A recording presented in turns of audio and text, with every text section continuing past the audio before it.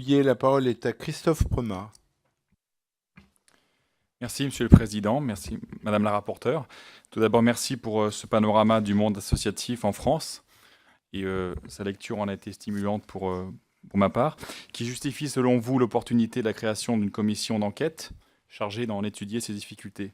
Alors, j'ai plusieurs interrogations de fond sur l'argumentaire que vous avez avancé à la lumière de ce projet de résolution. Il y a d'abord, il semble qu'il y a une ambiguïté de fond, puisqu'il semble que vous liez le déclin en fait des associations à la croissance du financement participatif au sein même de l'économie sociale et solidaire. Ainsi, le développement intense du crowdfunding pourrait avoir des effets pervers sur l'essor du monde associatif et de ses valeurs qui reposent essentiellement sur le bénévolat.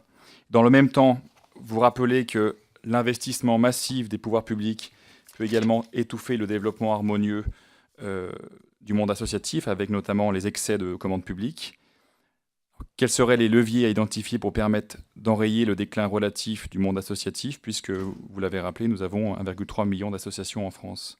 Alors, je rejoins là, mes collègues Rémi Juanico sur peut-être la nécessité de prendre davantage en compte la complémentarité entre les acteurs de l'économie sociale et solidaire et les acteurs associatifs sur le terrain, et peut-être d'insister davantage sur les formes plurielles de financement.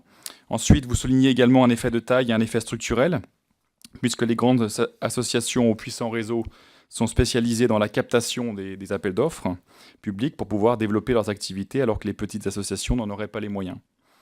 Donc je pense qu'un état peut-être plus précis du profil des associations sélectionnées aurait un intérêt pour la compréhension de ces mécanismes et la compréhension de leur suivi. Et enfin, il me semble également déterminant d'étudier de manière plus systématique la relation entre le secteur salarié et non salarié au sein des associations. Et ça a été rappelé, puisqu'il existe une véritable précarité des contrats de travail au sein des associations qui mériterait une attention beaucoup plus grande dans la mesure où elle exerce une influence sur la croissance de ce secteur. Donc si les associations promeuvent les valeurs de générosité et de dévouement, la réalité sociale des contrats de travail est tout autre. Voilà ces 3 points que je voulais simplement porter à votre attention. Merci. Merci Christophe Premat.